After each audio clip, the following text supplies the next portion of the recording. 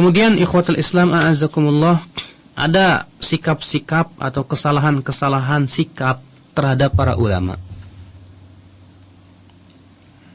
Ini harus kita bahas karena di zaman ini ikhwatul Islam banyak orang tidak faham tentang bagaimana kita ini harus berakhlak kepada para ulama Islam itu. Sikap yang kesalahan yang pertama itu bersikap gulu berlebih-lebihan kepada para ulama. Dan ini tidak diperbolehkan. Karena sekali lagi ikhwatul Islam, ulama manusia biasa. Ya. Kewajiban kita mengikuti ulama kalau sesuai dengan Al-Qur'an dan sunnah Rasul sallallahu alaihi wasallam. Makanya sikap berlebih-lebihan terhadap ulama itu yang diantara sebab yang menyebabkan rusaknya agama kita ini. Akibat para pengikut yang berlebihan terhadap seorang ulama, dianggapnya ulama itu suci dari kesalahan, akhirnya apa? Tak peduli apakah perkataan ulama itu sesuai dengan Al-Quran dan hadis, akhirnya tetap saja diikuti, fanatiknya buta. Ini tidak diperbolehkan. Kesalahan yang kedua yaitu meremehkan para ulama, dan telah kita bahas pembahasan itu tentang haramnya merecehkan para ulama.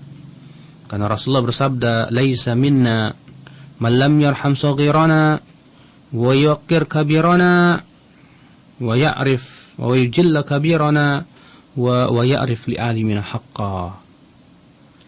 Wa ya'rif li alimina haqqa.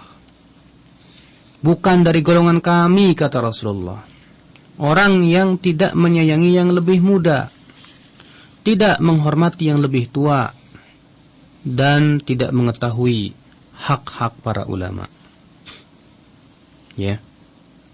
Maka sikap yang kedua yang salah ini adalah melecehkan, menganggap remeh para ulama. Haram hukumnya. Kita hormati mereka, kita cintai mereka. Sebagai yang dikatakan oleh Ali bin Abi Thalib, mahabbatul ulama dinun yudanu biha. Mencintai ulama itu adalah agama yang harus kita peluk, yang harus kita yakini. Kemudian kesalahan yang ketiga yaitu berhujjah dengan pendapat ulama dalam masalah yang masih diikhtilafkan ulama. Ya akhi a'azakallah, salah kalau kita ini berhujjah dengan pendapat ulama dalam perkara yang diikhtilafkan oleh ulama. Kenapa? Karena pendapat ulama itu bukan hujjah, ya akhi a'azakallah. Pendapat ulama bukan hujjah. Berkata Syekhul Islam Ibn Taimiyah dalam Majmu' Fatawa jilid 26 halaman 202 sampai 203. Walaysa li ahadin an yahtajja biqauli ahadin fi masailin niza'. Tidak boleh seseorang pun berhujjah, berdalil dengan pendapat seorang ulama dalam perkara yang diperselisihkan. Wa innamal hujjah an-nas wal ijma'. Yang jadi dalil atau hujjah itu adalah nas dan ijma', wa dalilun mustanbatun min dzalika, dan dalil yang diistimbat dari itu. Tuqarraru muqaddimatuhu bil adillati syar'iyyah, yang telah ditetapkan muqaddimahnya dengan dalil-dalil syariat. La bi aqwali ba'dil ulama, bukan dengan pendapat sebagian ulama. Fa inna aqwalal ulama yuhtajju laha bil adillati syar'iyyah, karena pendapat ulama itu boleh dijadikan hujjah dengan dalil syariat. Wala yuhtajju biha 'alal adillati syar'iyyah. Tapi tidak boleh dijadikan hujjah untuk melawan dalil syariat.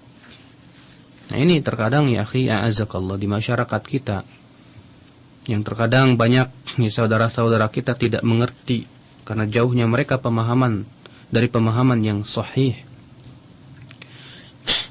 Ketika kita sebutkan sebuah dalil dari Al-Qur'an dan pendapat para ulama, apa jawabnya?